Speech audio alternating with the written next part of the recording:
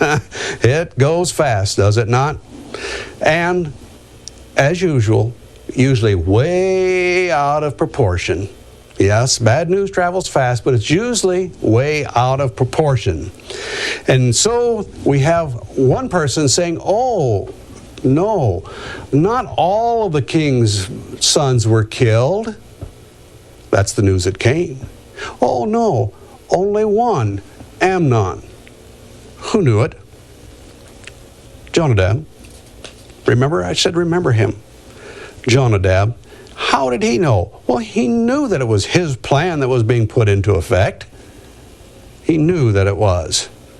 Well, he is correct. Immediately they see that it was just the one son that was killed. So, Absalom begins to fear the king, and so he runs to his grandfather to be hidden and taken care of over there for a while. Chapter 14 then is the return of Absalom to the court, to David and to the court. Joab has a plan. He wants the young man returned. Well, when you're thinking politically, this is probably a good idea, for he is the crown prince, if you will.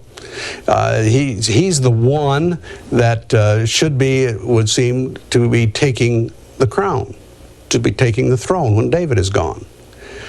And so it is better to have him back in the kingdom, seeing what's going on, seeing all the things that are happening, to be a part of the court, and to be brought up naturally into the position. So this is the way that Joab is thinking.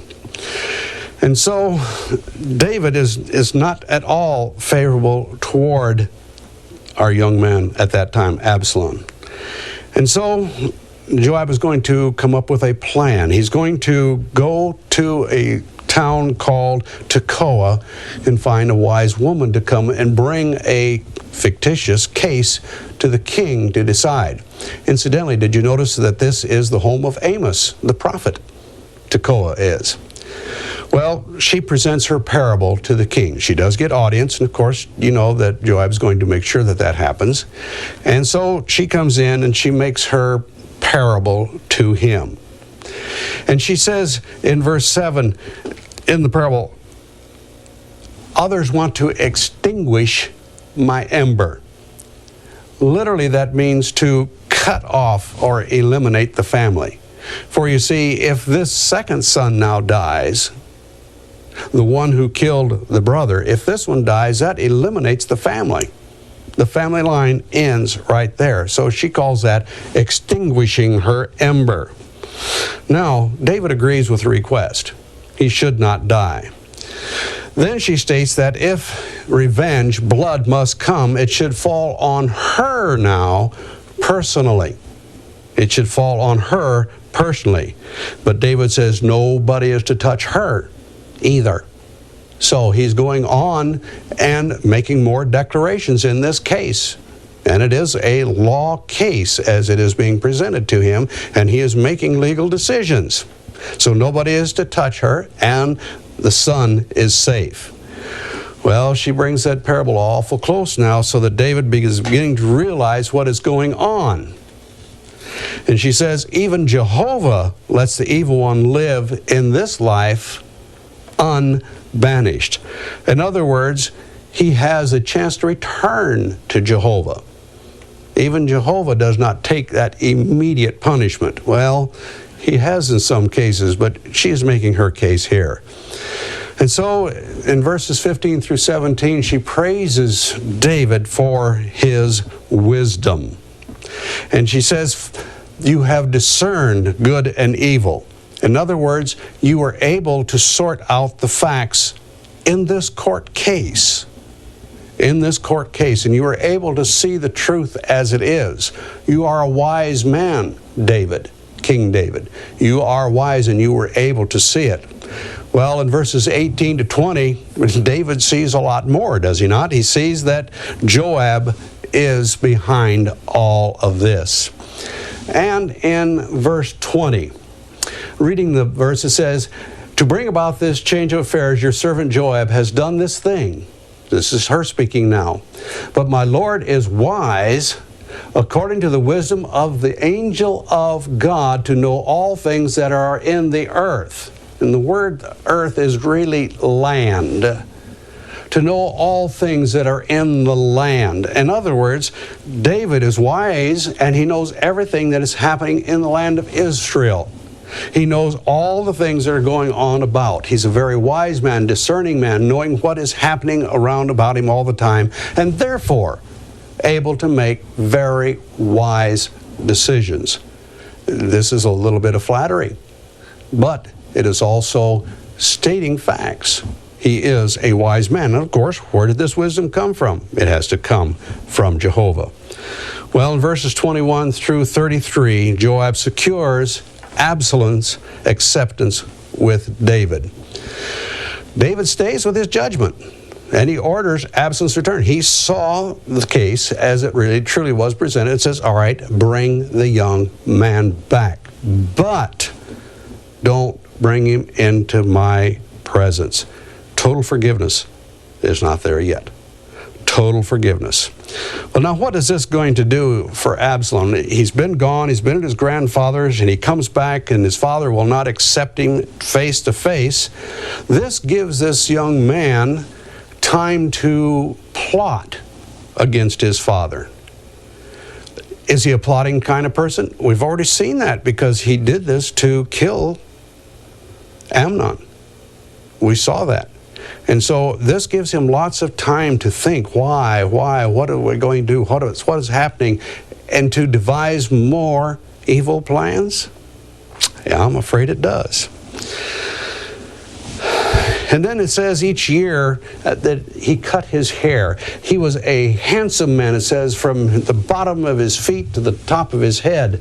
And a lot of hair was a thing of beauty at that time. A great amount of hair was supposed to be a sign of great manliness.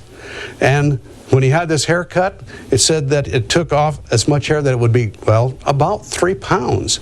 Can you imagine 3 pounds of hair coming off every year?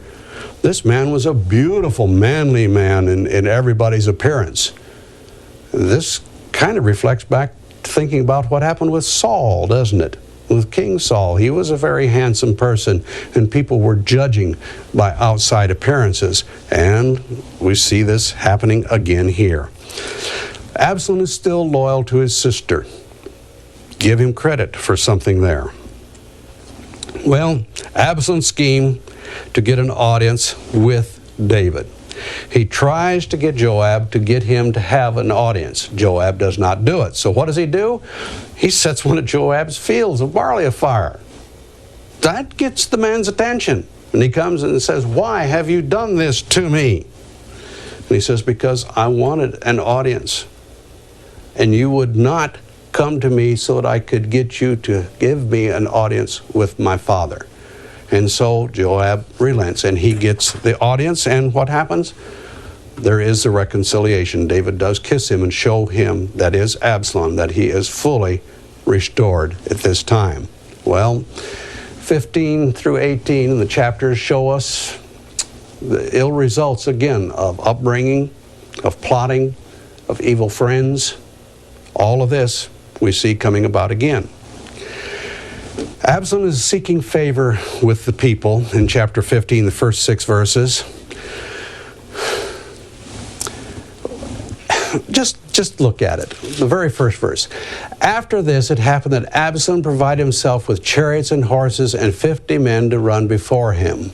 And he would rise early in the morning, stand beside the way of the gate. So it was whenever anyone would come for a lawsuit to the king for a decision, that Absalom would call for him and say, what city are you from? And he would say, your servant is from such and such a tribe of Israel. Then Absalom would say to him, look, your case is good and right, but there is no deputy of the king to hear you.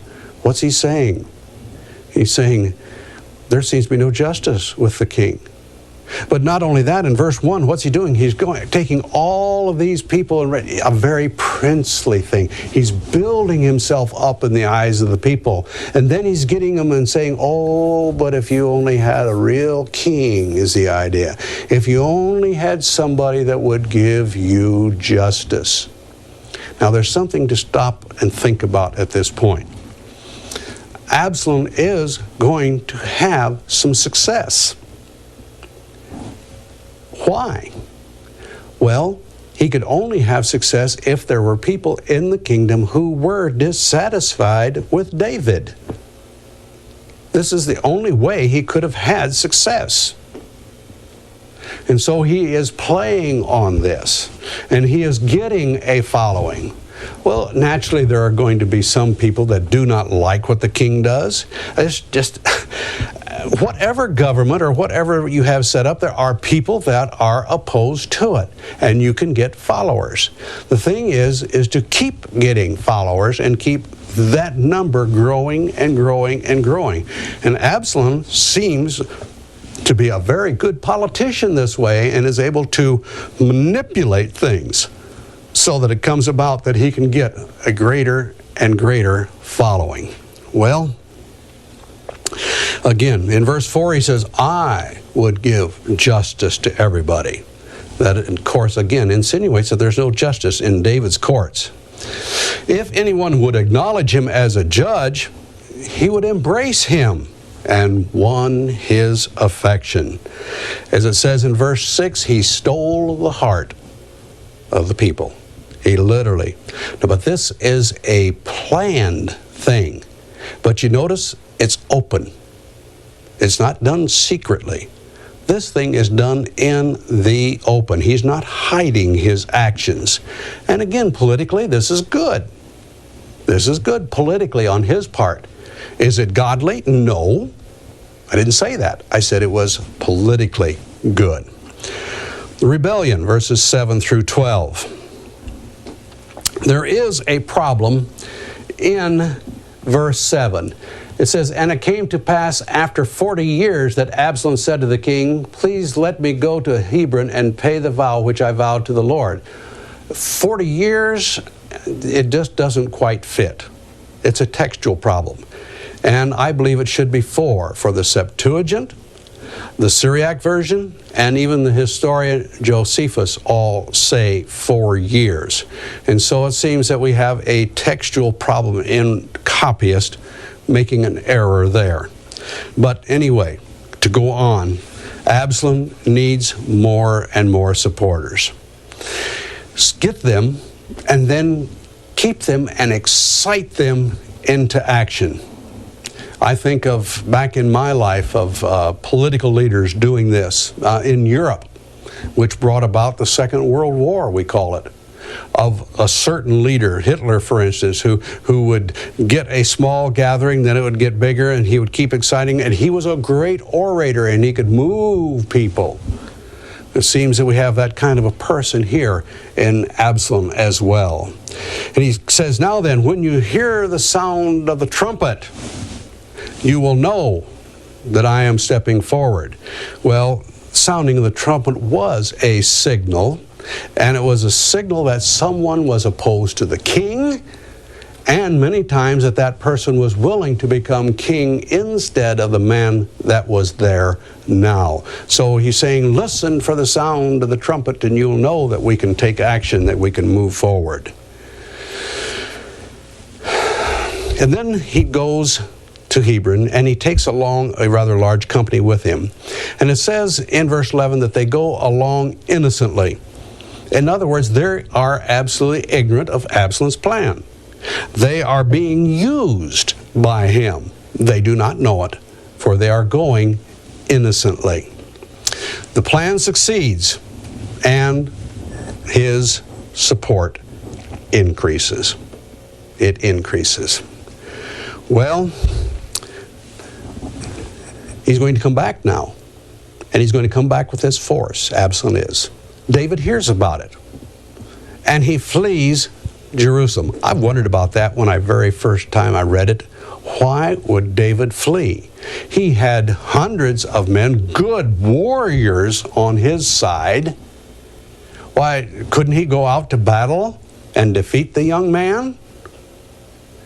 And so these questions came to my mind.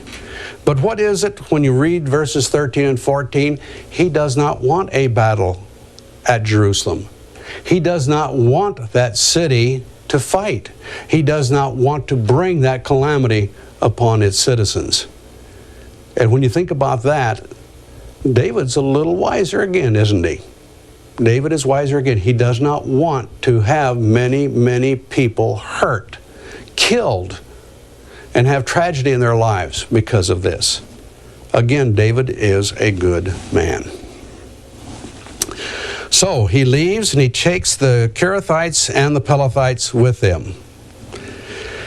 These are 600 faithful men, and these are the ones that he had when he was being pursued by Saul. These are good men. They know how to fight, they know how to move, they know how to travel.